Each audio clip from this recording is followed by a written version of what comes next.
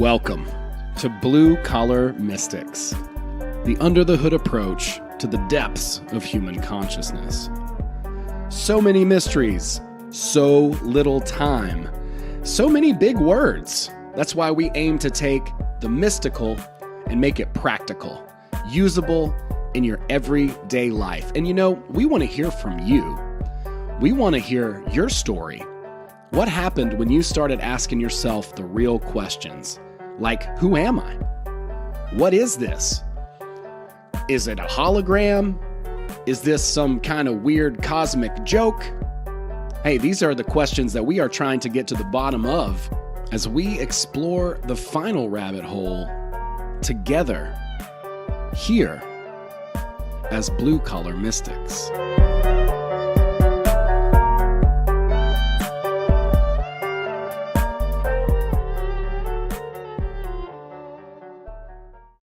What's up, everybody? How's it going? Good evening. I'm so excited. We have a really cool show. And man, we've already been riffing about Masonic obstacle courses and all kinds of ridiculous kung fu type of mental debauchery, if that's your sort of tawdry kind of business. We're going to get it underway really quick. I just want to say thank you so much for checking out this show. I really appreciate the time. It's really nice. We want to connect with you. So come and hang out with us in Telegram. I got a dream coven that we're throwing together. Yeah, and you're invited if you want to do some of that weird shit with us. Just hop in that Telegram chat. And furthermore, announcements and things are going to be coming. We want to shout out to our friends at Content Safe. They distribute this content all over the internet and keep it safe from censorship. Folks, I got a doozy of a show for you tonight. I'm really excited. I got a couple of amazing guests. I've got Joe Rupe from Lighting the Void here, coming from his home studio, all the way from sunny Florida. How you doing, Joe? I'm doing magnificent. And you know, I think you guys are both in Florida, if I'm not mistaken. Yeah. Well, I'm on Daytona Beach. I think he's in Orlando. So. Yeah. It's bike week here, man. It's crazy. Dude, that's awesome. Welcome to the show, Thomas from Paranoid American. You guys are both great. I love all the work that you guys are doing. And we've all had the happenstance chat of talking about secret societies and all that kind of stuff, which was something to me. It was like, dude, I was scared of it. I found out my grandfather was a Mason, and I was like, oh no, my grandfather was a devil worshiper. You know, that was my first response at the time because of the information that I had at that time. But Joe and I were riffing about how there's really only like 3 levels, but then they just kept upselling. Like, we got 33, bro. You know, it's like Baskin Robbins, you know, and just the sort of idea of presenting mystical information and having it available. It doesn't necessarily have to be about the secret society itself, but everything's kind of on the table now. And what are those mystical secrets? What are the things that they have occulted from us, other than really the tools of thought, of critical thinking? Certainly there's some mystical secrets and things like that, but I love to explore this topic with you. I know that you, Thomas, have some badass, really cool work, as a lot of the comics that I've seen of yours. It's so much fun how you mix these ideas together, and I think it's just such a cool mix. And we're gonna have a great conversation. So, thank you guys both for being here. I guess go ahead and tell people, Thomas, where they can find your work. Let's go ahead and shout out some socials here at the top. Yeah, let's get it all out of the way. The only social I really pay attention to is Instagram, so it's at Paranoid American, and then paranoidamerican.com. You can read a bunch of comics and get a full background on everyone that I work with and all the stories. And then if you go to amazon.com and just search Paranoid American, you can find a bunch of cool stuff from all different fields, coloring books and children's books and comic books, and pretty soon a full research book on adrenochrome and a bunch of other cool stuff. Man, that is fascinating stuff. And Joe Rupe of the Fringe FM, the Lighting the Void show. If folks don't already know, tell them a little bit about the internet radio, what that's all about, and where they can find you, Joe. Well, I started the Fringe FM and Lighting the Void in a shack in Arkansas. Then I moved around the country, and I ended up here in Florida. And that's about it. So if you go to fringe.fm, you can check out our website. We're trying to like take over the alternative media, and we don't believe in censorship. In fact, I want every host on there to like be different, not agree, that kind of stuff, And I'm sorry, I'm looking at Paranoid Americans work here. This stuff is dope, dude. It's Yeah. dope. You Yeah. got to check both these guys out, guys, out there. there. If you're watching this show, check out their stuff. It's amazing. The radio station is awesome, dude. Joe, who does those funny little commercial bits like this show is brought to you by Toe Jam? Like, Yeah. like they're like funny spots that you guys have. But that's a Masonic secret. If I told you, I'd have to kill you. No. I mean, I just seeked out like content to put on this station. So I found this guy that was selling like over 300 riffs, but basically I want the radio station to sound like what this guy's comic books look like, That's kind of what I wanted it. We can make it happen. Yeah, dude. Because I'm looking at this and I got something to do. Oh, I was gonna go hang out at Bike Week, but I might just read all these comic books, Dude, absolutely. Well, I mean, what's going on down there at Bike Week? It sounds like a good, fun, crazy time, I reckon. But yeah. Well, that's cool. Yeah, motorcycles, topless women, alcohol. Yeah, that's a recipe. It's real mystic. It's a recipe for fun. Well, I want to make the distinction of partying versus celebrating. And I want to say to anybody out there that you can have a life worth celebrating. I felt so empty just partying. You know what I mean? Like I did that for years. And I was just like, I just partying, but I wasn't really sure why. So I want to just try to make that distinction. And that's like what I want to encourage people to do, to have a reason to celebrate. You know what I mean? And awesome people to like. We got to celebrate a little bit out in Arizona, Joe. That was really cool. We got to hang out and like sit by the pool or the ice cold bath or but we went out and went to the comedy little spot and did that. And anyway, I've been thinking a lot about it. Like I remember days of old where I would wake up and I just like hit it hard for somebody that I didn't respect or share any values with and make them a bunch of money. And, today I'm really fortunate and grateful that I don't have to do that. And I think there's a distinction there. Yeah. That, I don't know. It's been on me. Well, dude, what you do is completely original, right? It's your creative expression. And that's a lot of what magic is too, is expressing yourself through the forces that are already in you, originally who you are, just like the Paranoid American stuff here. There's so many formulas and people trying to copy other people. This is why original work, when you see it, hear it, look at it, whatever, and when it hits you, it touches your soul, man, And so I think that's kind of why we hit it off, man, because you're doing your thing, I feel like I have to just make a stance for just reckless partying as well. And that as long as you keep meticulous records, you can kind of transition into what you would call self-experimentation and sort of make like an ongoing justification for partying without the celebration aspect. Yeah. It's all a spiritual experiment, right? I mean, in a practical sense, like imagine someone that does salvia every weekend. I guarantee you, at a certain point, they're not doing it out of a partying aspect, it's right, or a celebration aspect.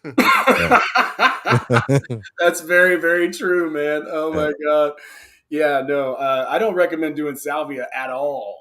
That's my personal opinion, but yeah, man, it really is about like finding that thing that, or that we can do, and it takes a lot of work. That's something that I've been trying to really put out there more and more. It's like people don't see how much work that people put in to get to the point where they can have some sort of success.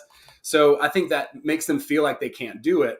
And I think the lost tools of thought, to kind of bring it all back, is really about understanding that you do have the tools within you. Like you're equipped, you have everything you need to be able to do what you need to do. But if you don't, I found out in 2012 that I was an idiot. Like I didn't know anything. my reality just completely got smashed with a Louisville Slugger, What was that catalyst? Like, what was that defining moment?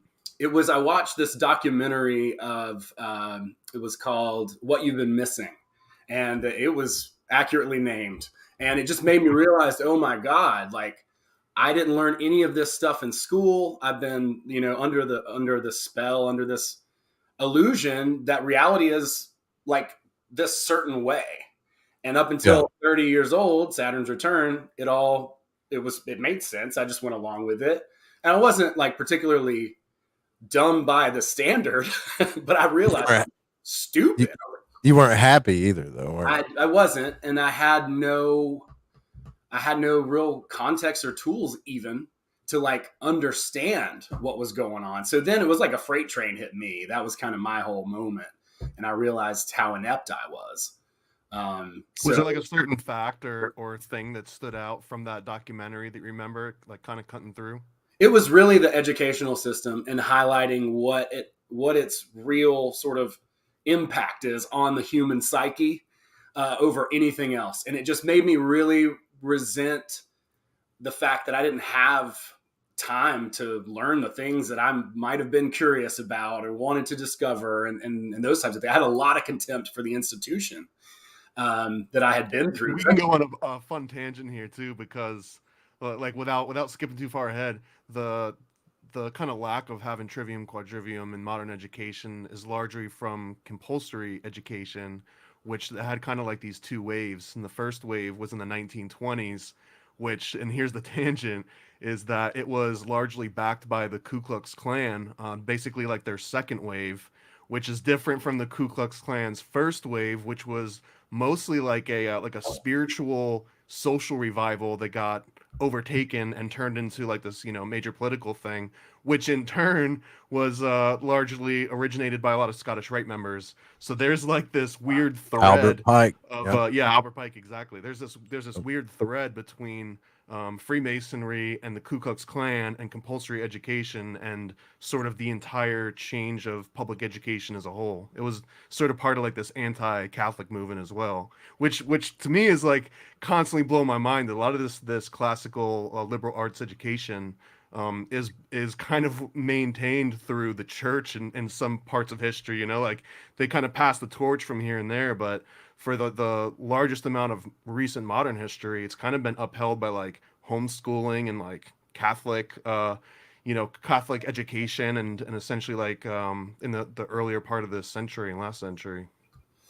Yeah, was it Dorothy Sayers, I think, who had that one essay that was kind of like when I think the church had these tools at their sort of beck and call. You can kind of invert it and use it against people, though, can't you? If you know this, if you know how basic. Let's just talk about it. Thomas, do you want to kind of give us a rundown on what the trivium is? Yeah, I'd love to. Awesome. So it's apparently it matters what order you're going through. And the trivium usually starts with grammar and then goes on to logic and then it goes on to rhetoric. So the grammar aspect is kind of figuring out words and letters, essentially symbols, knowing how to decipher symbols that you're reading and know what that represents in like reality. And then the logic is being able to kind of process that information, figure out what's true, what's false, what's being deceitful, and then the rhetoric is being able to communicate it back out. So being kind of like a computer nerd, the best way that I've learned to understand it is the grammar is kind of your input, the logic is like you processing it, and then the rhetoric is your output. Yeah, I think that's really, really well put. Yeah, that's the thing that made me realize, oh my God, I've gotten it all backwards. But if you think about anything that you've ever learned, it follows this formula. If you've really learned it, you usually start off with a bunch of vocabulary words.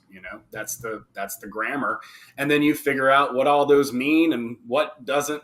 How it works together, and then you, I guess, explain that process or demonstrate that you kind of understand it, which it seems so simple on the surface. I mean, dude, I had a notebook, like I could go pull it right now. I swear to God, it's on my book. Well, what we're describing is an agreement on a standardization of reality as we all know it. It's converting the subjective into the objective, but it's like kind of entirely in our minds, right? So like when I say the word book, or I write the word book, or I show you a digital version, ironically enough, Morals and Dogma, but when I show you Yeah.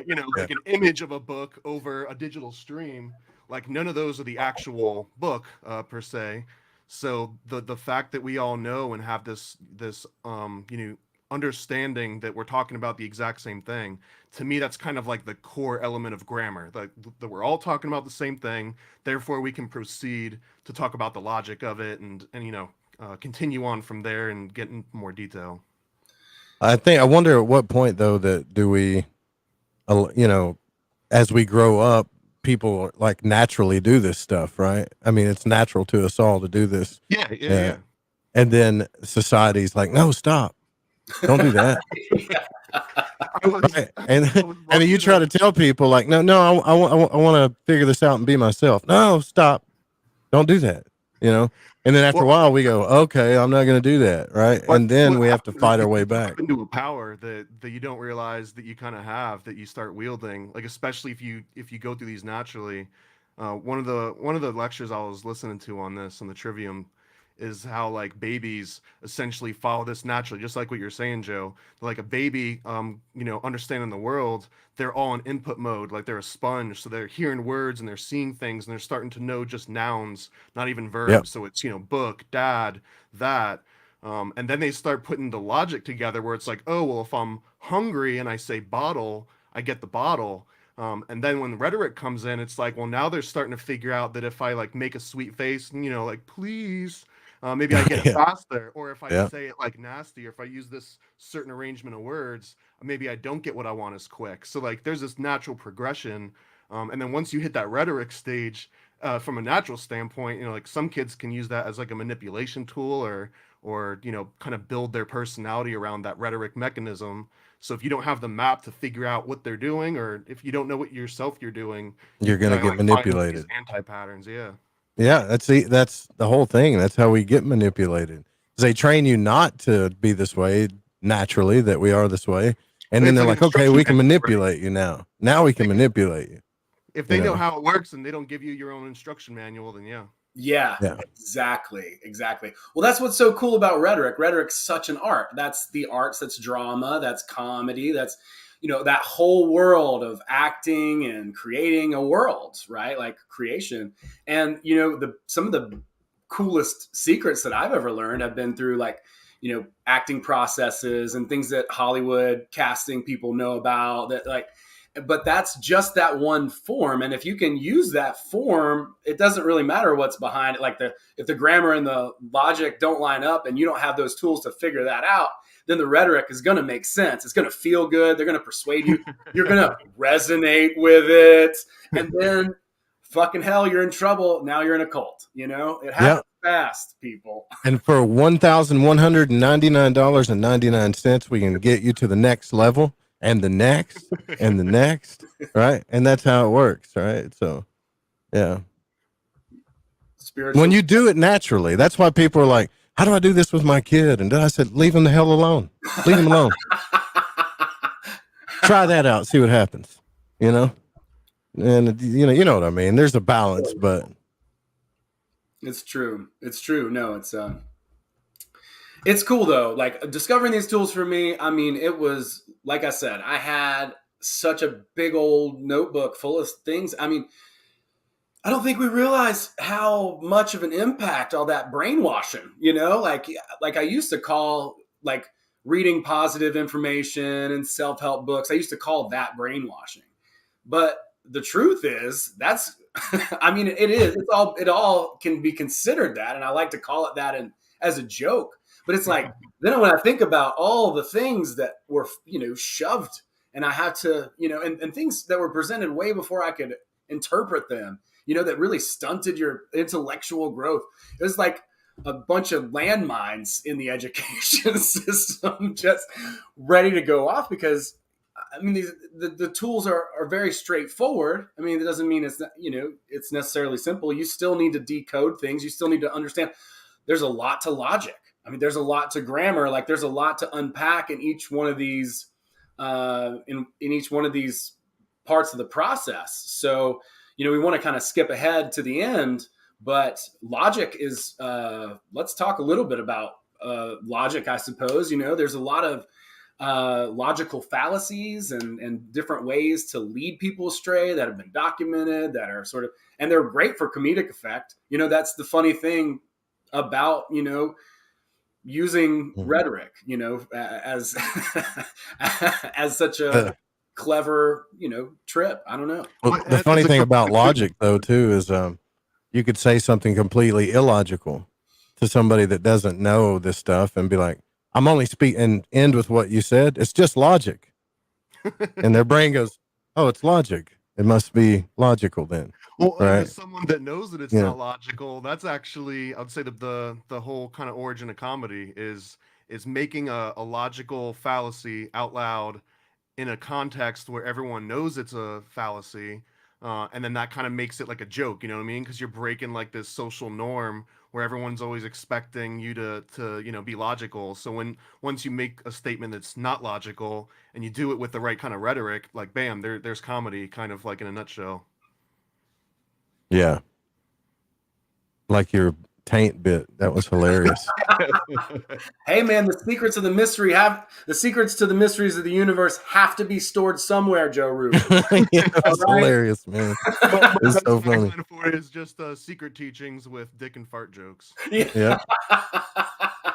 Well, that's what I love so much about some of my favorite heroes like Robert Anton Wilson and people, who were very great thinkers and were able to use logic and also have a sense of humor, about things. It's really nice to be able to joke about things. Things can be so tense, and it sucks. It sucks for me, dude. Like I can laugh about it now, but at the time, like I was so bitter at the world. Like I was just so upset that I'd been misled. It sucks. If you've ever been stolen from, like, do you know what that feels like when somebody steals? Yeah. It's like that, but like, for. I mean, this is how I feel when I reflect back on my public education. It kind of feels like, man, like in those most formative years when I was probably most willing to learn, but like was taught to kind of hate learning and like hate how they were like teaching us to think back then. I kind of feel that same way, like it was stolen almost. Yeah, and I don't want to sound bitter because that's not healthy. You know what I'm saying? But at a certain point, you have to go through literally these 5 stages of grief, and you have to get to acceptance. And the biggest part of that acceptance and the most annoying is the bargaining phase. That's the longest lasting for me. I don't know. Maybe I'm different. You're just good at bargaining or really bad at it, right? Yeah. But like where I was just, in the trying to convince everybody and upset, but you got to get through all that emotionally. And it's like even anything changes, your paradigm changes when you get something. And what's cool is, and what I've learned from doing some of like the acting process stuff is like the coolest moments are when you realize, oh my God, I didn't realize that was possible.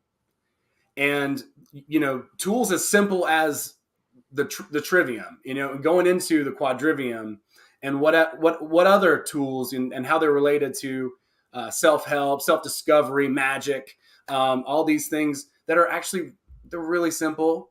They're really accessible. We're kind of innately, drawn to use them in certain ways, but discovering. I think we're naturally drawn to them. Yeah. Like I just think we're naturally, I think a lot of people are intelligent. A lot of people have all this stuff in them. They just have been trained to ask for a formula on how to do something. But once your mind switches and then you become that curious questioning mind and you're not afraid to be that anymore, everything changes, right? So, you start realizing that there is no safe place. There is no guarantee. There is no certainty, right? And the most brilliant minds on the planet, I even got an email today from a rocket scientist who's like, well, just letting you know, I listened to your show.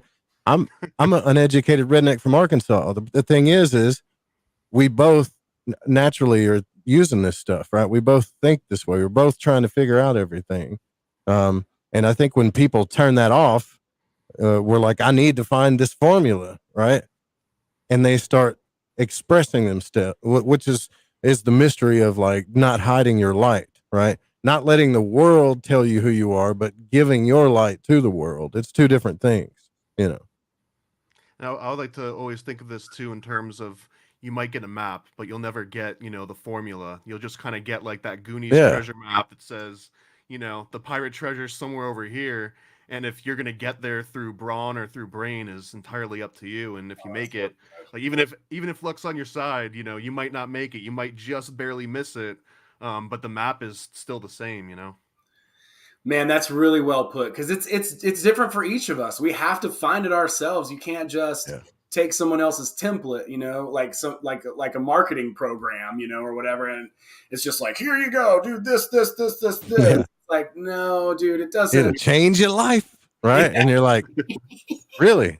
Okay. Well, there's a million people doing it. Why are like 10% of the people's lives getting changed? I mean, to Well, be I mean, to be fair, if that formula came with like the spreadsheet of like the 20 million variables that go on with like geopolitics and the yeah, temperature and everything involved, then maybe a formula would work. But in reality, like we're not like Joe, you were saying before that it's all kind of inherently in us, which I think is sort of that origin of like the classic Platonic thought of ideals, where it what you see out in nature is never going to be the actual perfect version of it, but everything in nature and everything therefore that kind of comes from like the human brain being from nature, if you believe that path, but everything you conjure up is always going to be like an imperfect version of this like ideal that exists, inside your brain and inside nature, and everything that ever grows is like trying to grow towards that ideal. So therefore it's there, it's like a real thing, but you're never going to understand it in natural terms. You're only going to understand it kind of like in these abstract terms. yeah, yeah, exactly, man. I think people, it's just like the movie. If you want to look at the trivium and the quadrivium, right? You can look at the liberal arts, all this stuff. But it's like comic book writers or Grant Morrison, what he do with the Invisibles, or how about the movie The Fifth Element? So there's a lot of mystic and natural symbolism in that movie, and people are like, well, there had to be some 33rd degree evil Mason write this movie because there's so much symbolism, or somebody just expressed themselves from their own natural divinity, and the divine truths came out in the story as they do in lots of stories and lots of comic books and lots of myths. It doesn't have to be a grand conspiracy all the time, Well, especially since almost all the sources we've got on trivium and quadrivium and philosophy like way predate the Masons. Like the Yeah, Masons as we know them now is what, like 17th century. If you want to be really generous, you can give them to the 1500s, but I don't think any sort of historical fact backs that up. So yeah, I mean, if you're saying that all of this thinking and all of these like secret teachings came from the 1700s, it's just silly. yeah. I don't believe, like, I've studied this stuff and went into masonry. I went into deeper like magic, Golden Dawn, secret societies. I've chased this stuff like with this dragon in me to the ends of the earth. It feels like, and these things are divine. There's no big lie underneath the hole at the end of the onion, right? Where people are just, I don't know, there's a liar down here somewhere that's ruling the world like Vader. It ain't there. And if it is, it's a principle or a metaphysical principle that's doing things. It's not Putin or, somebody. You know what I mean?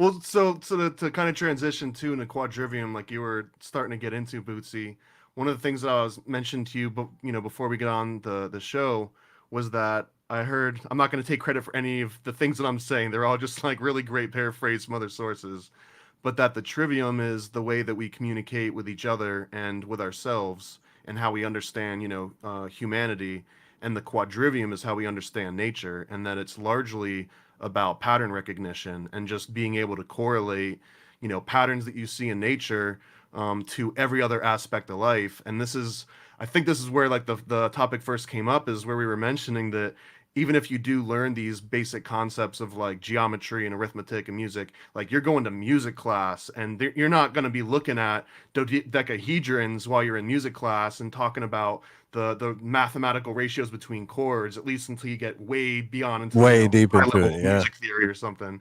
But the fact that these are all taught completely separate, it's also like changing the way that your brain works to where, okay, it's math class time. Let me turn off the science and the music portions and the art portions. And now we're in math mode. And then that Pavlovian bell rings. And now we're in, art mode. And I'm just doing painting and I'm not thinking about geometry anymore.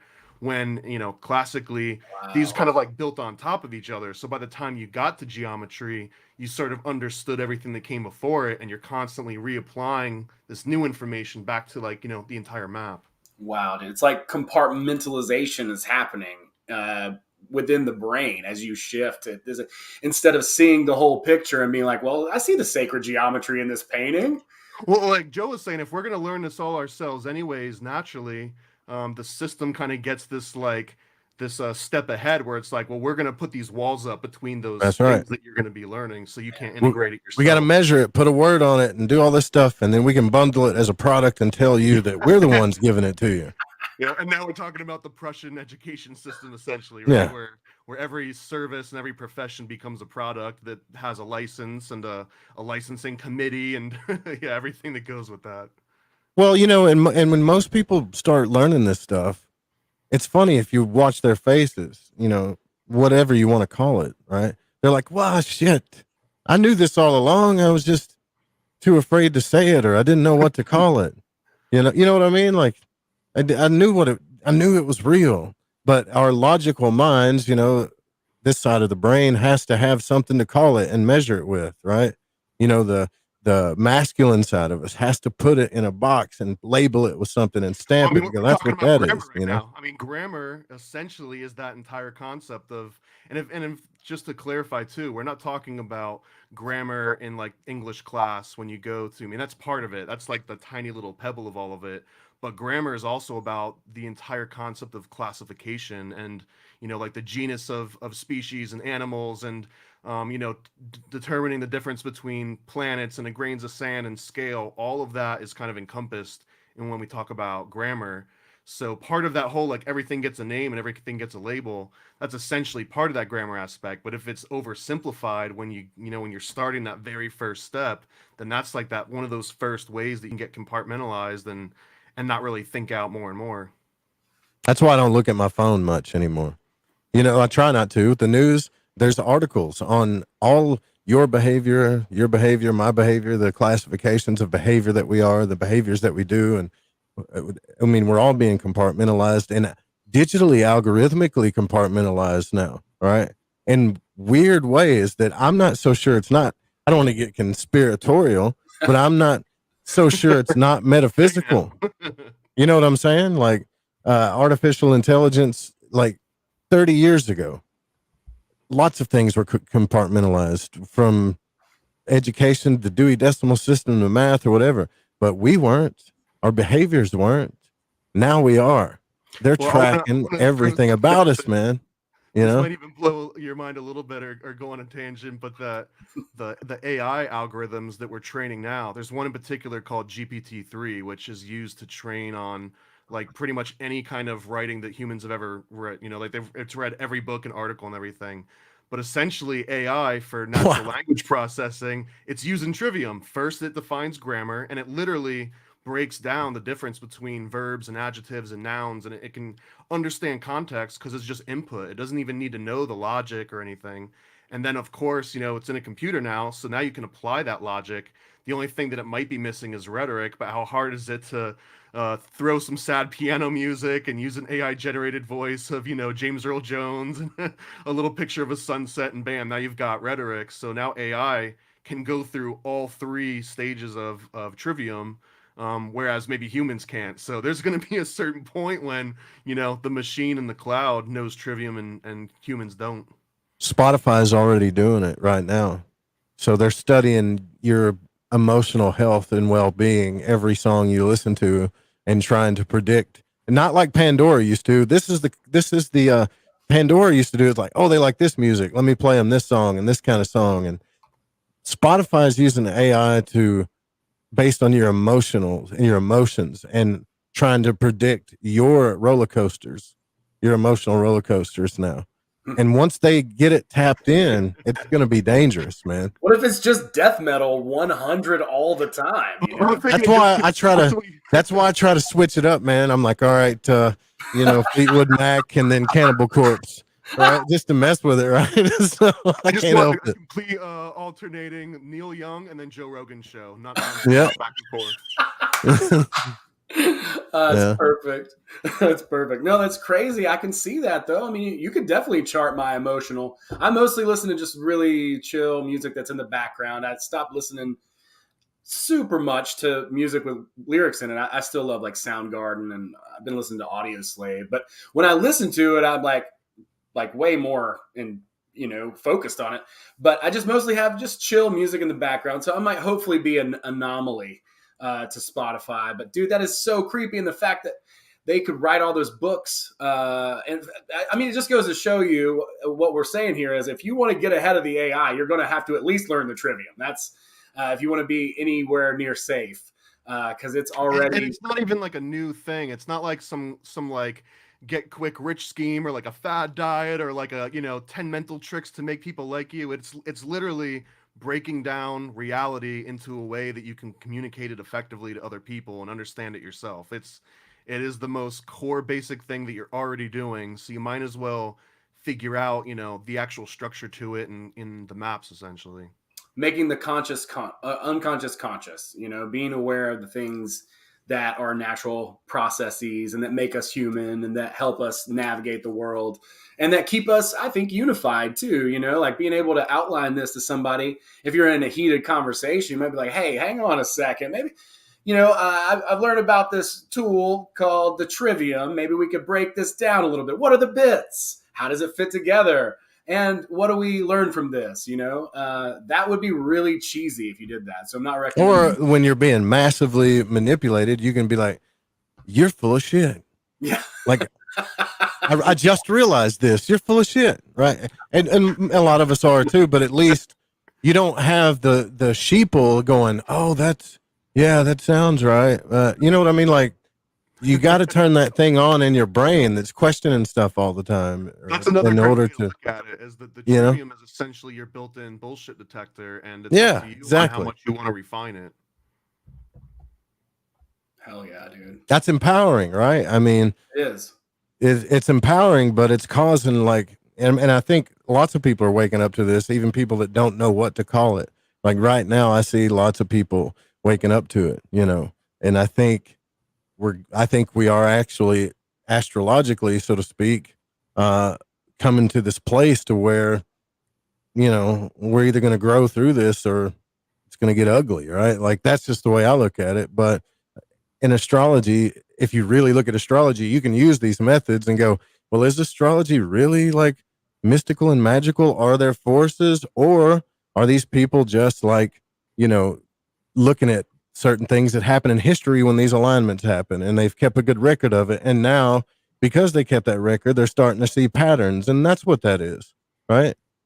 That's what it is, Yeah, it's how to think about it. So like some of those measurements and how they would take the measurements and how they would calculate it, that's quadrivium. But what you do with it, we're back in trivium. So in your example, right? You could refute it and say, well, I don't think that your information's correct. So now you're debating on grammar. Or you could say, because you said A equals B, therefore B equals C. You could be like, well, I don't agree with that logic. So now you're on the logic step. Or you could be, oh, this astrology, why are you wrapping it in all these emotional words and you're talking about, like lovey-dovey or kind of like woo-woo feeling stuff. stuff. Well, now I know that you're tapping into my emotion. That's the rhetoric. So it's like, again, these like three bullshit checks. Is your information right? Is your logic right? And are you coming at it from, like an actual standpoint, or are you kind of appealing to my emotion? And I wanted to Right. point out too, Bootsy, that's where I kind of came into trivium by a completely different name. I know it as like NLP, which like this big marketing term. That's Like how I know it too. Yeah. Really? I mean, I'd love to go off on this tangent entirely, but cool. Let's do it. Yeah, because when I read it, I was like, this is NLP. Like the first time I looked at the trivium, quadrivium stuff, I'm like, this is a lot of it's NLP. Yeah, Is all it so is. to me, like the grammar, right? And for anyone that's Yeah. not familiar, I don't remember all the NLP terms because NLP has been kind of like superseded by other forms and it kind of fizzled out. But there's this concept of like chunking data and always breaking things down, specifically if someone's being negative or someone's like being very absolute. So Bootsy, you come to me, you're like, everyone sucks, no matter what I do, everything just always fails. I could, start picking that apart, be like, well, I know everything doesn't suck and not everything you do is a failure. Like you put a shirt on today, right? You didn't, injure or maim yourself putting a shirt on. So I don't know. I've seen therefore, him do that before a couple of well, times. Yeah. but so therefore, your information is incorrect and therefore your logic, like, so that's, to me, that was like one of those NLP techniques of like always breaking words down and making it, very literal. So if you use an absolute, then you're already kind of wrong. But the big one for me was the rhetoric aspect.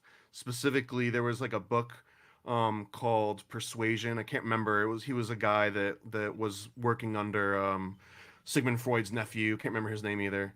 But just the concept of like how to talk to people and how to phrase things. One of the good examples that I found in rhetoric was a difference between talking about pigs and swine.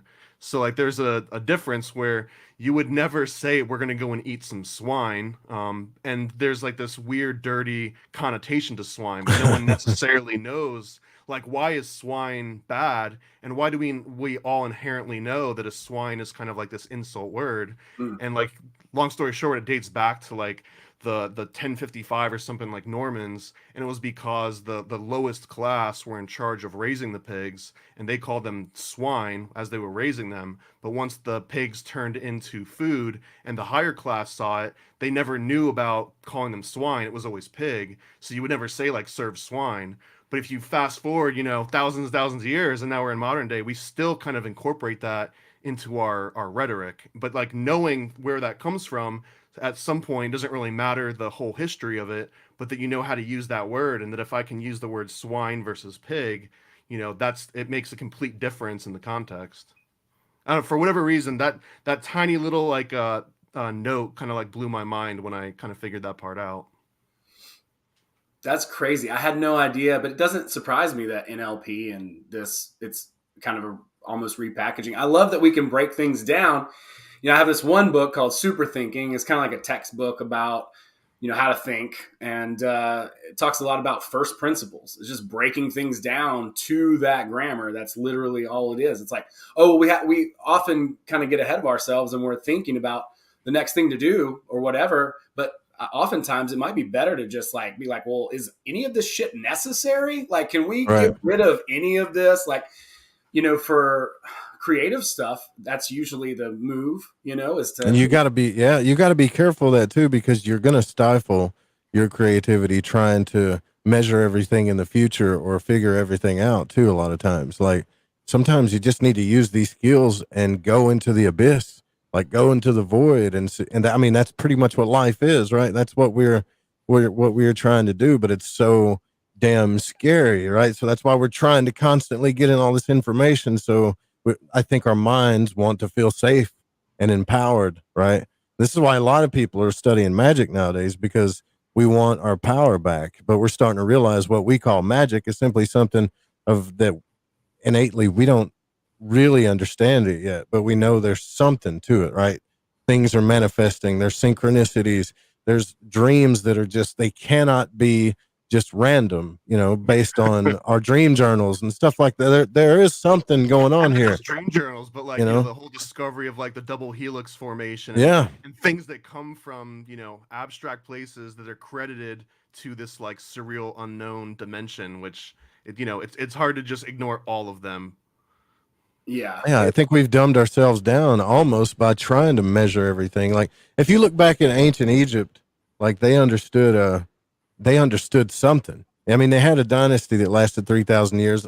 They had a caste system. They went back and forth with stuff, but I think what we're doing now, they were kind of doing then too, right? I think like they were credited with being the originators of trivium, and then Pythagoras somehow brought the trivium into modern Western thinking. But they had above every one of their temples and lodges this statement of "Man, know thyself," which very much is the trivium, because again, it's about how we understand each other and kind of humanity communicating, and that was required before you could even enter the temple, which is where you would assumedly learn about the quadrivium, which is essentially philosophy and the mystics and everything else out into the world. Yeah, the crazy stuff. It's like it's not. There's no inventions. They're just discoveries. Like it's all out there in somewhere in some weird ether.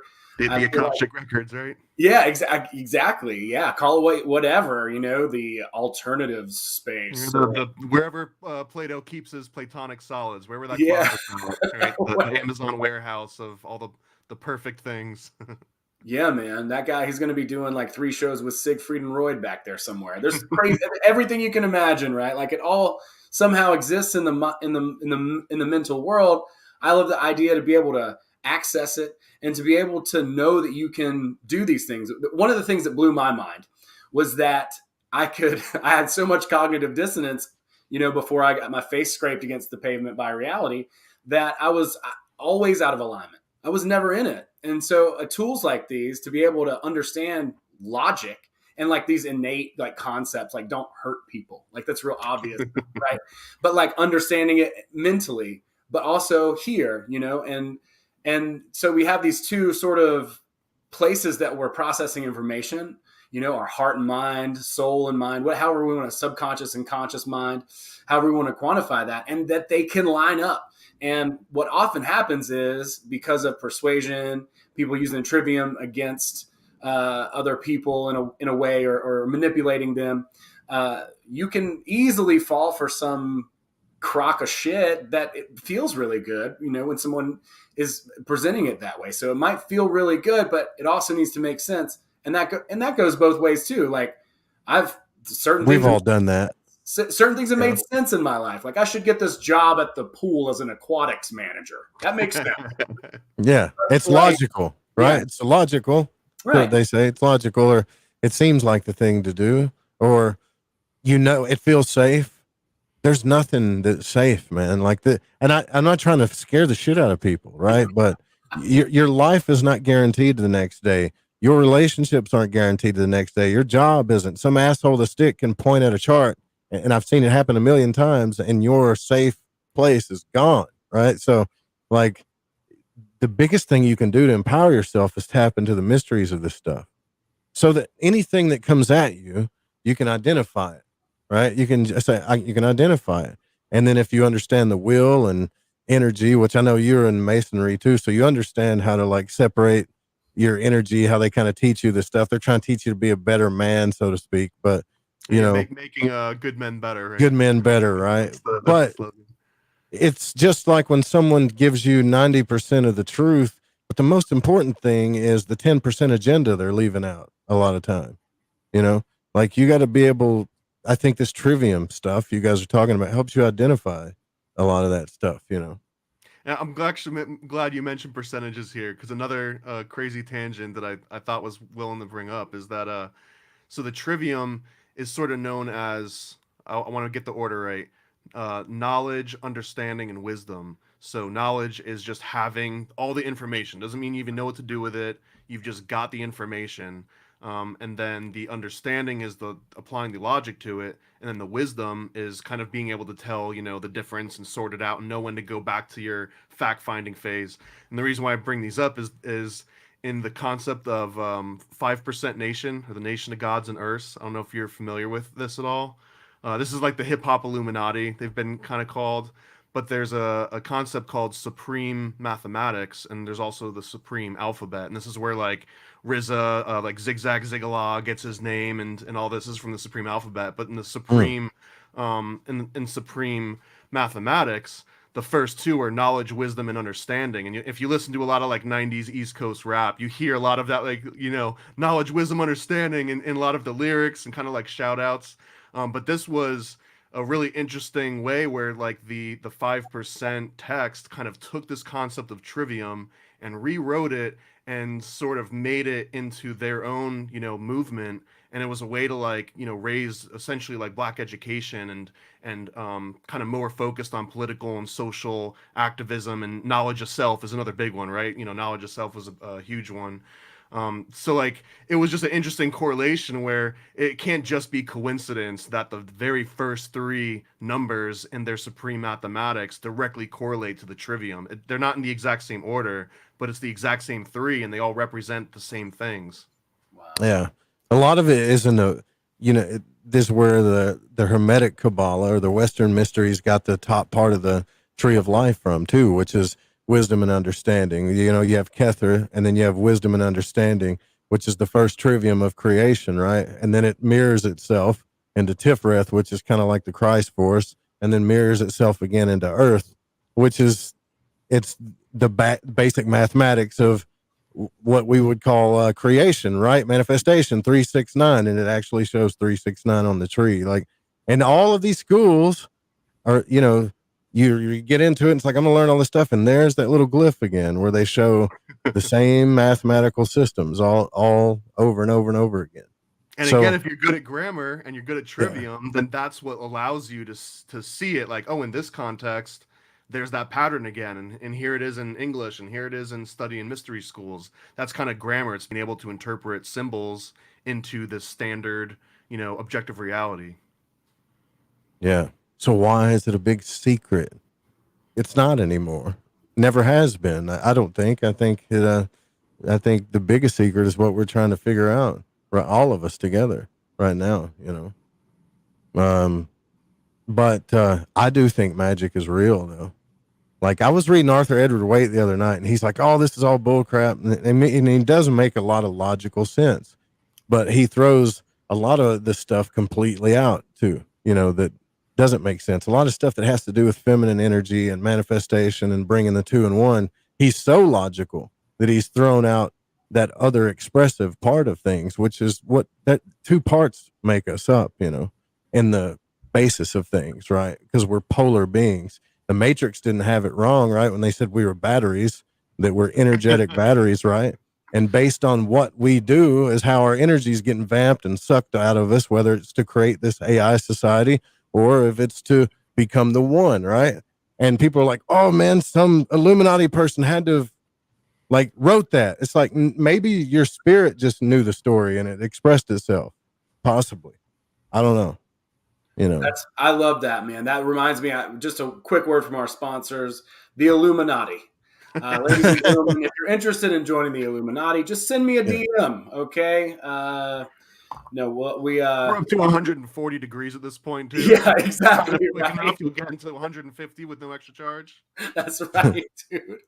We're gonna be like going up to thousands of degrees. It's gonna you want to get in before we get to the thousands, though. You won't be able to afford it once we get. And if you find 3 friends, then get them to find 3 friends. Then, man, we're gonna fucking crush. It's gonna be something worth celebrating. You know, it's just like a pyramid scheme, but we're gonna be removing the capstone for mysterious reasons. Yeah. We're gonna hide it. It's somewhere, and you know. When the first time I learned about that is when I sold cars. Right when I went to the car lot, and they were like, "I'm like, oh man, I can't wait to sell cars and make a bunch of money." Right, because I thought I was going to be, you know, Kanye West. I was in that phase of my life, you know. And before, after NLP training, this was before. Okay. You know, this was before. Right when I was focused on a lot of stupid material stuff. But I'm not saying material stuff stupid. Money's fun, right? But it's more fun to spend, honestly. But true. I would get these people off the lot, and then the managers would go, "All right, now bring them to me, and we're going to put this Foursquare in front of them, and we're going to, you know, get them on monthly payment and all this stuff, and screw with their heads." And I'm like, "Well, I can do that. Why do I need you?" You know, like, well, because I'm the man behind the glass, the wizard behind I can close them easier because now they feel special.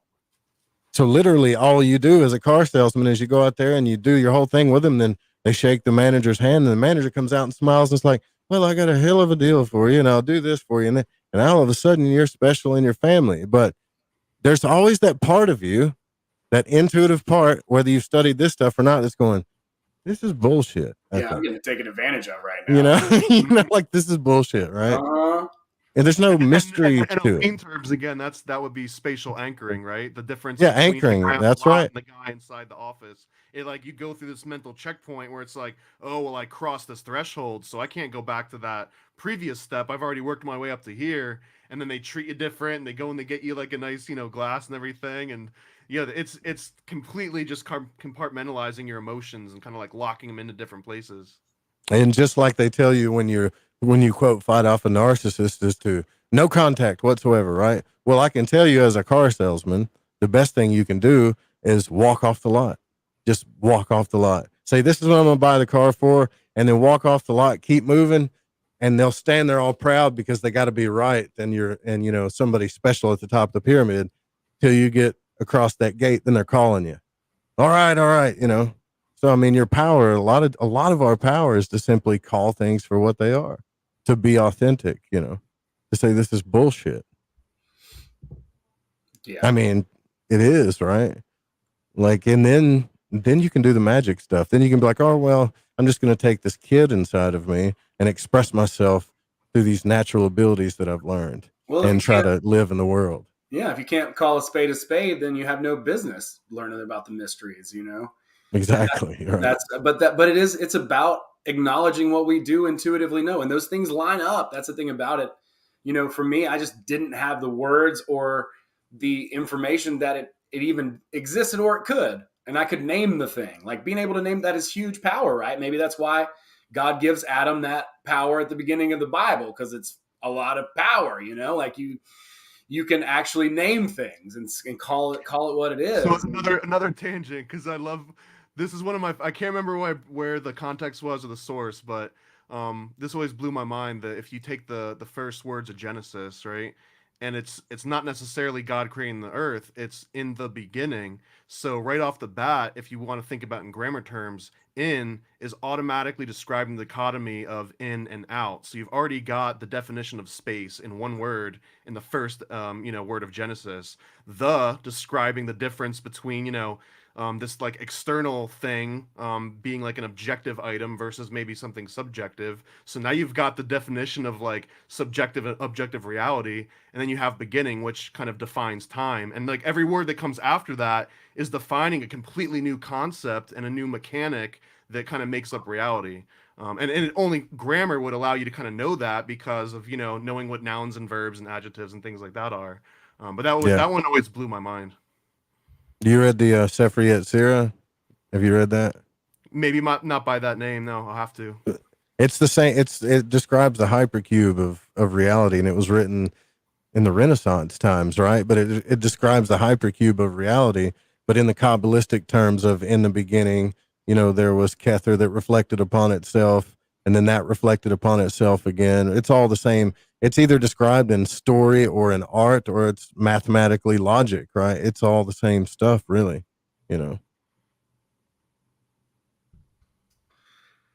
It's crazy that it's the same stuff, like, yeah, but it is, all of it is, all the, like, that is a crazy synopsis on the first three letters or the first three words of the Bible, and it does tell a lot. But dude, it is crazy. It all comes back. My buddy in the chat, sorry, I got a little distracted because he says, my friend Will, he's got Bootsy manifested all that taco meat hanging out of his shirt. Is what he's so funny. Yeah. I couldn't help but be distracted by that. Big shout out to all the folks who are checking this out, and that's a great example of using rhetoric, right? Right there. And yeah, I mean, we're here just kind of hanging out, talking about practical tools, the trivium specifically, grammar, logic, and rhetoric, how we process and interpret information, identifying those processes, and trying to just put the message out, hey, you got all these tools. They're already in you, everything you need. It all comes back to the self. And I know that's what Will would say after he makes taco meat jokes. And, it is 100% absolutely the truth, so I just want to encourage people to like looking at, and just, there's a link down below that's triviumeducation.com. I don't know who made the website. It is awesome. I think it's Jan Irvin, who's the one that is behind the Pharmacratic Inquisition and a number of other really amazing works. Right on. Yeah, I actually remember his podcast was like the Gnostic Media podcast. Yep, that's him. Yep. Yeah. I remember it years ago. I think I don't know. I think he's behind that Trivium Education website. Right on. Well, cool. It's amazing. It's so well put together. So So check that out, folks. Many props to whoever, especially put that together, because it's badass. That might have been where I got my notebook years ago. I'm not 100% sure, but I did. I printed out every page of the Trivium, and I was gonna dedicate myself, and I guess I have, to learning. But, for me, actually, what happened was I got out of balance to the logical part of myself during that whole process. I definitely became I started reading Ayn Rand, who's a great romance novelist, but she also is super objectivist, and it has to be this specific way, And when you start measuring things and trying to quantify things always logically, you're going to find that they don't always logically make sense. That She was missing a lot of grammar, right? She was missing a lot of the information and the variables and the input that goes into processing all that input. Yeah, that's exactly. Which if you want to be authentic when that happens, you just say, I don't know. I'm thinking about this, but I don't know all about it. Or I don't. And if you break down the etymology and consider knowledge in the context of trivium, when you tell someone I don't know, all it means is I don't have the information in order to think about it and form a conclusion. It doesn't mean that you're an idiot. It just means that you need to go on a fact-finding mission, essentially. Yeah. Yeah, that's exactly right. Yeah, you are definitely not an idiot. I felt that way, but, when I did discover that I was lacking tools. But don't freak out. It's cool. Just pick up some tools and start to decipher reality for yourself. Man, I wonder if you say I don't know and it means you don't have the knowledge, or you say I don't understand, which means you don't follow the logic. What would be the version of I don't know for wisdom? If you've got the knowledge and you've got the understanding, what would you say to say you don't have the wisdom yet? I don't have the experience. I haven't had the experience yet to understand that. I think it would be experiential at that point. You have to prove it, right? We have to prove it. Yeah, I mean, and that's basically what intuitively I feel that consciousness is doing. It's trying to understand itself through us and all this stuff that we're trying to do. I don't know that to be a fact, but there's something inside of me that feels like that's what's going on based on all the stuff that we've been through, if we were created by this everything, then there's nothing to relate to because it's everything. How the hell do you experience anything or know anything or whatever? I mean, you have to go within yourself, right? Which is essentially what we're doing, which is fractal. It's all fractal. And you really start, when you start to see this stuff, you start to see the fractals of this whole as above, so below thing, right? And it's right? It gets a little magical and crazy, but I think that's only because we don't know what it is or how to measure it yet, or why certain things happen. Well, and this is a good transition into, if we got time to transition into the quadrivium a little bit. And I want to, this one kind of blew my mind too. And I don't know if this is just, I guess it can't just be a coincidence here, but in the Freemasonic teachings, they've got this concept of the seven liberal arts, which is exactly the trivium and quadrivium, which we're talking about. But in some of the visualizations of it, they show this Pythagorean theorem triangle where you've got the trivium as the 3, and then you've got the quadrivium as the 4, and then the hypotenuse, which connects the 2, which is the 5. These are your 5 senses. So it's kind of showing how you encapsulate your input devices, your eyes, ears, your nose, your touch. Those are your 5 senses are sort of bridged together and completed by the trivium and the quadrivium. So that one, I always kind of love that sort of visual. I'm a very visual person when it comes to it. But I want to mention too the quadrivium when we're talking about this pattern recognition and the as above, so below. We're getting into philosophy, which essentially is observing nature and trying to kind of apply those patterns we see in nature and prescribe them to the stars or prescribe them to ourselves. And this, if you're not big into math, I'm not either. I was horrible at math. I think I whizzed by with a D- after 3 attempts in algebra 2, and it was a result of the circumstance. But the way to think of quadrivium is such a fascinating concept, because you've got the first one being arithmetic, which is just the study and theory and understanding numbers, and this goes into algebra and calculus and sort of like all of the detailed versions of it. But then after you understand arithmetic, you get into the application number in different contexts. So you've got geometry, which I think is the concept of number within space somewhere. Yeah. You've got music, which is the Harmonics. concept of music within time. This is usually, like the patterns and the ratios and things. And then you've got astrology, or astronomy, which is both of those. It's the study of numbers within time and space combined. And this is why all of these things are in this very specific order, because you always kind of have to know the first one before you go on to the second one. Yeah, it's cool, man. What I think it kind of lends itself to is like we were talking earlier about how the education system kind of compartmentalizes us when we look at it this way with the number in space, number in time, how we interact, the trivium process within ourselves and how we relate to each other, and then how the world is that it just reemphasizes that above so below, the connections that we start to see. Like we think we see a lot of synchronicities now, but I mean, imagine if you really understood the makeup of the mathematical elements. Yeah, That if you're like tapped into all of it. Yeah. yeah, then you're like, holy shit, I'm totally a part of this system. Not and that is like understanding that self. It's a feedback loop. And this is the whole concept of like Vitruvian man and seeing nature in yourself and putting yourself in nature, and like all of that has the exact same basis in all of this.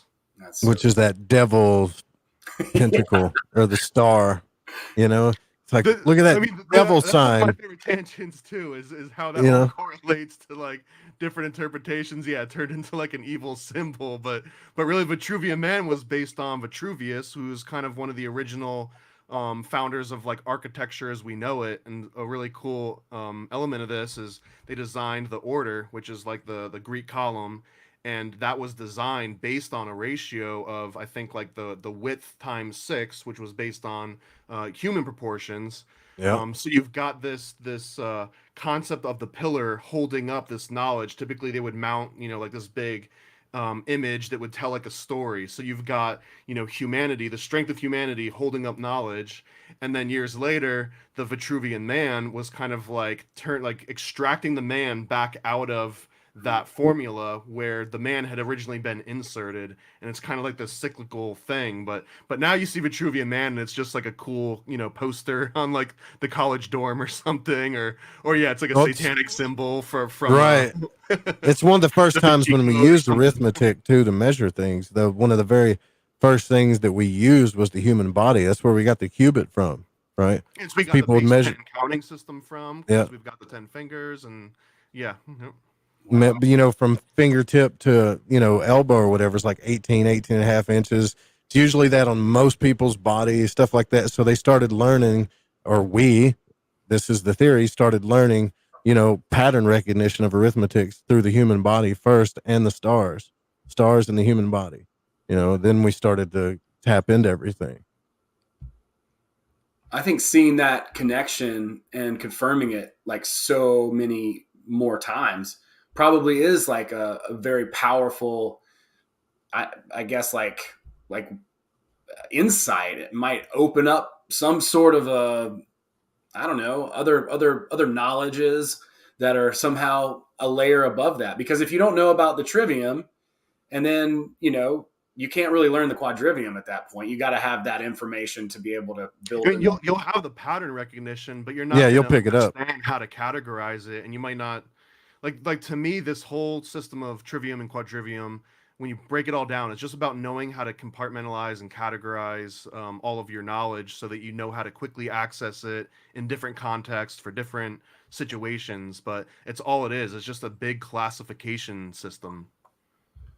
So would that be if there was the masculine logical version of the trivium quadrivium, right, where it's all classifications and stuff and categorized, what would the feminine version rhetoric of the trivium quadrivium it would just be all the rhetoric. It'd be the connection, right? The connection. Well, it would be the effective communication, how you would communicate it out. But I guess too, if you were going into the feminine masculine dichotomy, you could say that masculine would be that trivium, and then the feminine being, Would be the like the quadrivium. nature energy could be the quadrivium, where it's, Right. recognizing patterns in nature. I love the Yeah. topic. I love the topic for so many And different see reasons. that this is what the mysteries of the bridegroom, the 2-in-1, and all this stuff is like. It's in all these mysteries. There's verses in it and all kinds of different texts that tell you that, and but we know this stuff naturally. We don't need a genius to tell us this, right? We just have to do what he's talking about, the pattern recognition. Man and woman create life. Well, what other things? How does this work? How does this creative pattern force work? Right. And the people are like, oh, I want to live a life of my dreams. And this is what makes me happy. It's really not hard, right? You just take the masculine, the feminine side of all the stuff you want to do, you put it together and you go forth, and that's your will and your light, right? And you have to let it go, and then you provide value, and then you present it to an audience. You don't need to spend $12,000 to figure that out, right? But if you're good at pattern recognition, like he's talking about, and you start learning this stuff, you'll just get better, and then you can build an empire if you want to, right? You can do whatever you want to do with this stuff. Whatever you want to do, as big as you want to or as small as you want to. I If had you have the another energy. kind of really random thought. It might be totally stupid, but when I was going through the trivium, something dawned on me, because I'm a computer programmer by trade, and I work with a lot of people that might be very far on like the autism spectrum, bordering on like Asperger's range. Oh, And I no was programming. Yeah, in programming. And something that stood out to me was like, if you had the knowledge and you had the understanding. So I've got all the grammar and all the logic in the world, but if I was lacking all of the rhetoric, this is kind of like describing Coding. like a noticeably autistic sort of person, where they might not have that context communication skill, where they know how to appeal to my emotion, and they might not know how to arrange the words in a way that will make like what they're trying to convey the most receptive way, but they've got all of the information and all of the logic behind it. But sometimes having all of that and none of the rhetoric won't get you anywhere. Whereas on the other hand, if you've got all the rhetoric in the world and none of the knowledge and understanding, you can still, sell all the cars and all the snake oil you want, as long Yep. as you've got a firm grasp of that. So it's not to be understated how important that rhetoric is, even though it just seems like one little step in all of this. Well, I mean, most people's biggest fear is public speaking. So that's got to tell you something about rhetoric. I mean, if that's what most people's biggest fear is, and I mean, it sucks to be in the hot seat and have to present or pitch, but we all have to fucking do it. It sucks, Oh man. And Yeah. so there's something about that. I mean, it's critically important, but yeah, the getting taken advantage of comes from those other two, and I guess that's why like the modern art forms, drama, writing, acting, all that stuff. That's all under that rhetoric umbrella. I mean, there's so much to study there.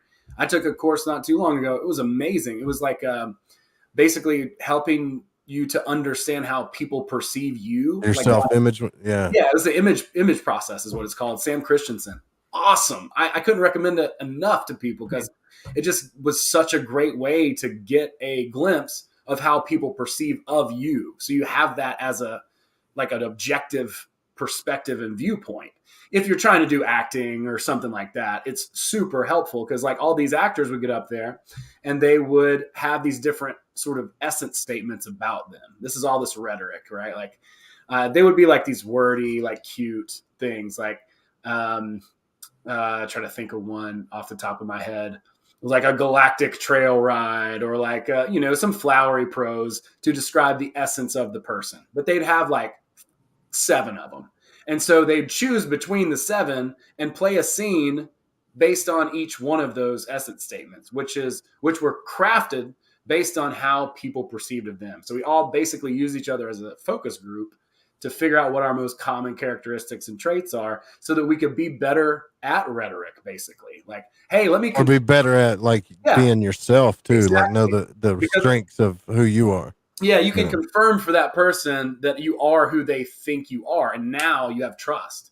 In NLP, I think that's considered integration, which is like this very scientific process of I've got this initial state and I want this outcome state So I'm going to try this thing, change this one variable. I'm going to change the intonation of the way that I'm talking to you, or I'm going to change the words I'm using. Did I get the result I liked? If I did, then, continue improving on that. If I didn't, go back and try something else. It's this With trust, very though, breakdown, like computer programming way to think about it. wouldn't that be a paradox? Like With in a way, in a way, it's like I'm going to try to figure out how to get you to trust me more. maybe because this is kind of like a philosophical question, right? It's like, If I'm wait a doing minute. it naturally, like if I'm using my influence naturally and I don't know it because I don't understand the concept of it, I don't know the trivium, I don't know NLP. If I'm doing it versus I'm doing it and I know about it, is one of those inherently better or worse than the other? Or are they both exactly the same? I think it depends on the outcome. Let's say it's the same exact context. The only difference is one person knows that they're using certain techniques. The other person's using those techniques and they don't know it. I mean, to me, it's like it's potato, tomato, Yeah, I think right. it's different. I think it's different. I think if the person's innately using those skills, then maybe they're, I don't So know. they get a pass. Do they just get a pass because So we're talking about in the context of first impression, right? Like, because I believe, talk about in rhetoric because you don't, yeah, because someone that if you've heard their spiel 20 times and they're always going to tug on your heartstrings, then the 20th yeah, time they talk to you, it's not going to have the same effect as the first time. So yeah. yeah. There's some wisdom in this to if you want to earn trust, then you should say, well, by their fruits do you know them, right? Like, in other words, have you actually? Because there's gossip, there's BS, there's whatever, but have you actually spent a time with this person? Have you picked up on their patterns? Do you see their fruits, right? Like, have you really Well, now gotten to we're know talking this about person? establishing You know, rapport. So if you this is think ahead far enough, you can establish the rapport first and then establish the trust. But again, I would still argue there are think manipulators that know how to do that too. if I Yeah. know that I'm intentionally trying to establish rapport with you so that I can later on build trust, like what if you're autistic and the only way that you know how to implement that is by being kind of meticulous about it? Or if you're kind of like a sociopath minus the, being like a violent criminal or something, you might just legit be kind of, pathological in that way where I have to establish rapport, I have to build trust, then I can ask them to be my friend or do me a favor, whatever the end result is. And then I'll sell them the car. well, and I don't know where this even kind of fits in, but this was something that's always stood by me, and it might have been at an NLP convention because they're all about reframing and trying to like take something that you've always believed and just shatter it in one statement. And one of the ones that got to me was, think about all of your really close friends or close family members. Has one of these people that's really close to you just disappointed you in some grand way, lied to you, stole from Oh, you? absolutely. Absolutely, Yeah. right? Now think in your life, have you ever been just absolutely treated great by a stranger, someone that like gave you a tow on the side of the road or helped you out when you were down? So Yeah. by that example alone can kind of show you that just because someone's your You great spent time with somebody doesn't mean shit. exactly like a Yeah. random person on the side of the street might be just as good to you or better than your best friend. It's all that person. It has nothing to do with the bond that you might have developed with them. I mean, that might have some influence on it if they are an asshole Well, or nice to you. But no, dude, there's some real wisdom in that too. This is energetic wisdom, like things that if we just want to call it energy, right? Just because there's lots of stuff we don't know what to call it. If you're in let's say a toxic situation for 12 years and you're like, but I feel safe with this person. I trust this person. Do you, or is it Stockholm syndrome? Have you developed, a life around all of this stuff? Has it developed who you are in a way? Because after 10 years of any type of energetic stuff, it's going to start having an effect on your behavior too. Have you learned to adapt to your environment? Right. So, this is, I mean, when it comes to this stuff and the manipulation that can happen, we wonder why there's some evil thing in control. Nah, man, some of these people have long-term agendas when it comes to this stuff. Like, they know how to build empires. They know how to, control people and build governments. And it's just a metaphysical thing. It's not, I'm trying to think of a comic book villain behind the scene, Lex Luthor or something, you know? I mean, you can make an argument too for Professor X, who kind of like would get into people's minds and make them, Right. agree Yeah. in some ways. I'm I only think trying to help you, Gene. I But mean, like Magneto's kind of like the Yeah. I think the power there then is story, right? Like that comes back to rhetoric and like a lot of Joseph Campbell stuff and like Yeah. able to embed principles and morals in a story where, that's so innate of us. Like story's definitely innate too. Like we're talking about all these tools, they are innate. So is story, right? Didn't Joseph Campbell resolve every story to a monomyth? It's all one fucking story. Yeah, too, like an Over arcane and type thing. over. Yeah. Yeah. Over and over and over again. And that's some really and that's the power, like that's like showbiz and what this eyes, what this hand does the other one doesn't see, or whatever the saying is. It's terrible. Well, the issue is too, is like you got people, when I talk about energy, you got people working 9-to-5 jobs where 80% of their energy is taken up. The inside, the creative, or what I think is the divine part of them, want something else. Their soul wants something else, and they're all trying to figure out how to get there. And once you figure this out through the trivium, quadrivium stuff, and you start doing it, then you'll start seeing these energies kind of latch onto you, and not because they're vampires or whatever. Like they're trying to figure out how to get out of this energetic hole they're in, right? Because they haven't learned. I almost want to say not to think for themselves. That's not true. I don't think that at all. I just think that it's a different way of thought. Like it's a pattern recognition way of thought, or a more curious way of thinking, Yeah, well, and it provides a structure. Like if you find that you're very scatterbrained, or you're hopping around from subject to subject, or if you find yourself not being able to discern fact from fiction because of all the onslaught of information from different sources, or because it's over sensationalized, this is a way to just completely detach all that and be like, all right, I'm going to look through it in this lens. I'm literally just fact finding. I'm just writing down names and dates, and I'm not going to consider like some logical outcome or a morality. Like none of the logic or the rhetoric goes in. I'm just fact finding. And once you can compartmentalize that intentionally, where it's not, the outside world compartmentalizing it for you, you're doing it on your own means, then you can kind of like jump around those. And it's sort of like you mentioned, Joe, I don't know if we were streaming already, but that it's a lot like Taekwondo. It's like yeah. Taekwondo.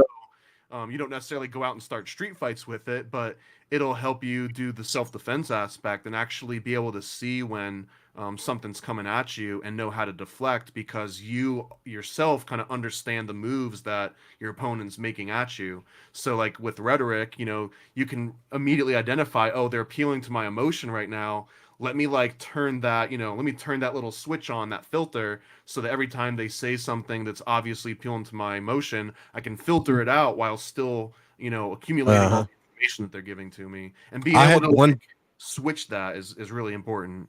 I had one person that I never, I think people do this stuff subconsciously sometimes, and I have developed a reputation for being an asshole, because I'll really call people out on it when I need to just back up and see that this happens in nature.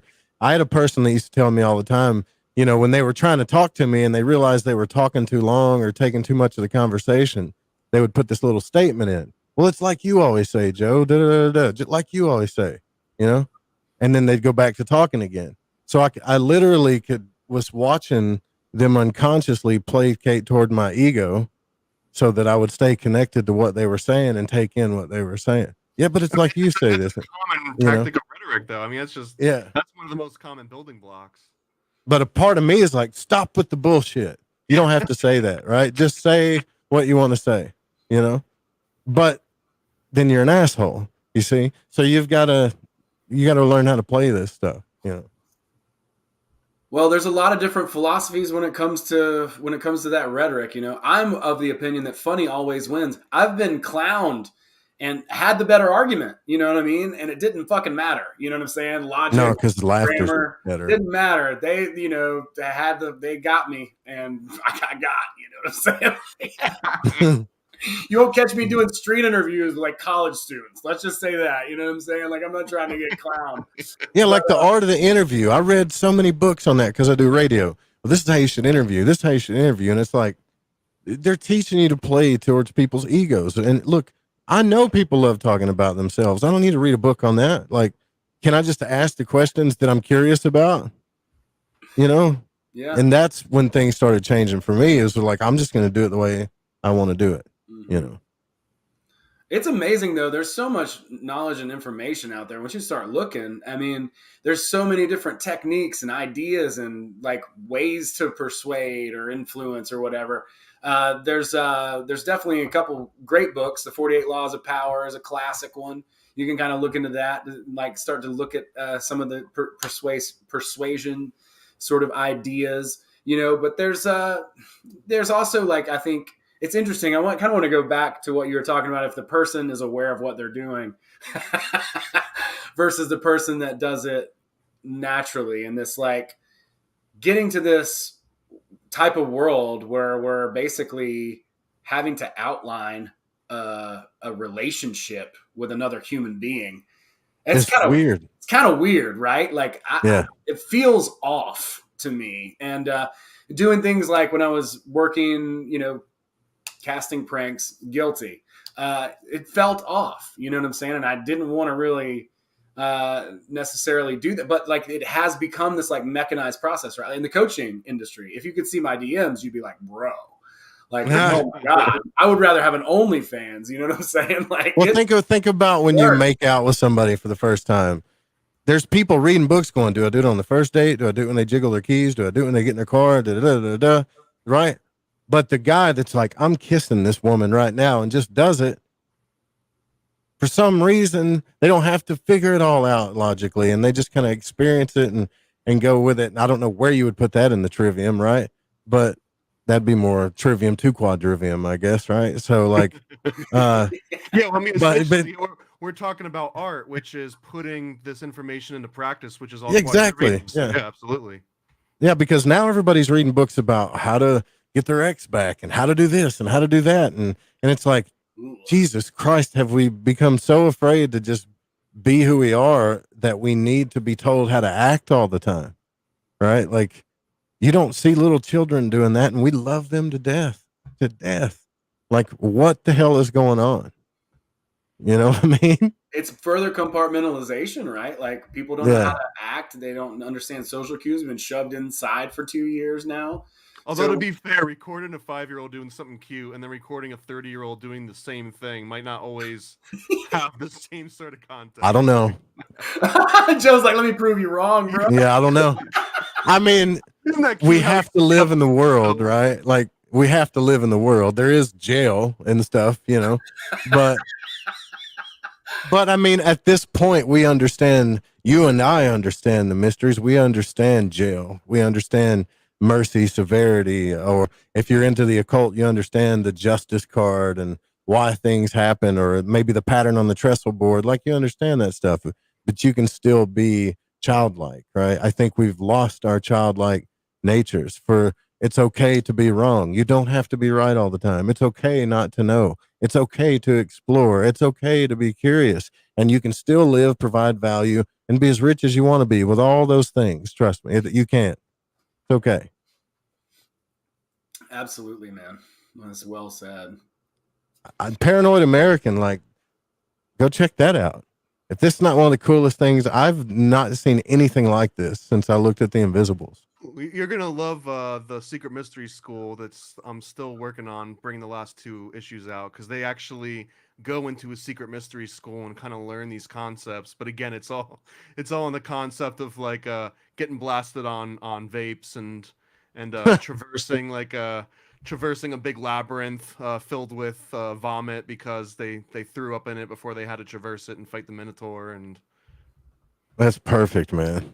Yeah, it's spot on, dude. It's great shit. Y'all definitely go check that out. Check out paranoidamerican.com. Also, Joe's radio station is amazing. It's so fun that you guys have you play whatever songs you want. There's some great shows on there. Your show is awesome. I have a hard time actually stopping listening once I turn it on, because it reminds me so much of my teenage years listening to like Coast to Coast, because you guys are talking about all the stuff that I think is super interesting all day. You know what I mean? So like I turn on Fringe, and it's super easy too. There's an app also. And I need to put, I have a whole vision for this thing I need to put more time into, but it is the same, I would say the same kind of energy that he's putting into these comic books. Well, we got to Right. collaborate, man. I'll help you, elevate. You help me elevate. Yeah, absolutely. Yeah. Dude, that's what it's all about. You know, everybody out there, you're watching this, check the stuff out. Let's, We're explore. a small community. Like if you're listening, we're in the same community. There's Yeah. no like leaders and followers in here. We're in a tiny little bubble. We're all, swimming in the same lake here. That's right. That's right. So don't pee in the pool. All right. Don't do it. I know it's so easy and nobody's going to know, but please don't do it. Yeah. And yeah, these processes are amazing. They are innate. Shedding some light on it might help you in a situation where you might otherwise be taken advantage of, or like me for 30 years of my life, completely brainwashed. Whatever, maybe just look into this stuff. It's really interesting when you get into the mystery schools. It's amazing how practical and simple some of these concepts and ideas are. And, Will has thrown some awesome quotes in the chat too. Like the truth of it is it all comes back to self. Like there's no doubt about it. All is Brahman, everything is ultimately all one. It's about love.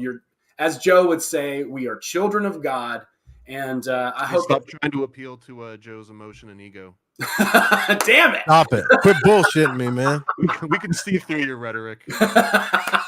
See, that's the problem. Is now people learn these tools, they can call you out and shit when you're blowing smoke. But no, I'll stop. No, I think you might actually be saying that because it's easier to give credit to me than say it yourself, because you don't want people to look at you as some big wig guy or something because you're humble. Because I don't have any hair. So don't look at me as a fucking bigwig, because that's ridiculous. But people do learn a lot from you, dude. So you need to know that. I appreciate it, and I just want people to be able to be, have the tools, know that it can feel good and make sense. Like it's not rocket surgery. You know what I'm saying? And yeah, let's kick it up in our Telegram chat. I'm doing a crazy dream coven with my friend Abby, who's super talented. She's awesome. Yeah, she is amazing.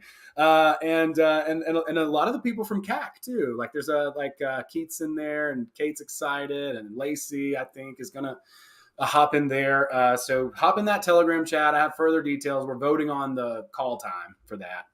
And getting all that. If you are interested in it, and even if you're not, and you just want to learn some different dreaming like exercises, this is a fiction book. It's written by a Russian guy named Andrei Rytov, and it has a lot of like different dream practices. Some are taken from Castaneda, and then some are I'd never seen anywhere else in any other book before. So it's an interesting book.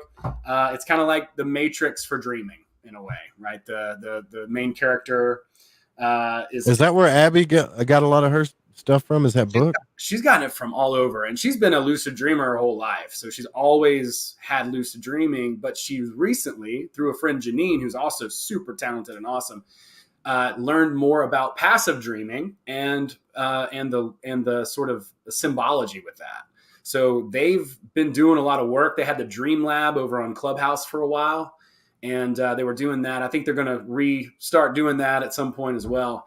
But in the meantime, we're going to explore this book. It's only like a few chapters, so it'll only be like maybe 3 or 4 weeks or something like that. But we'll try and like enter each other's dreams and become lucid and do all that kind of stuff. Y'all got that black dog off of me last night. That would have been nice. See, man, I had some crazy sleep paralysis shit happen. It was like that fucking weird tornado thing going around the room. And, you had paralysis too? I've had it for, off and on. I've had it for years. I used to have it all the time in this one room in my dad's house. Ooh, that's a whole story. But I'm learning better to, deal with things. And is this full blown where like you wake up and can't move any other like body part? Yeah. It's just, you try to like say something and you just,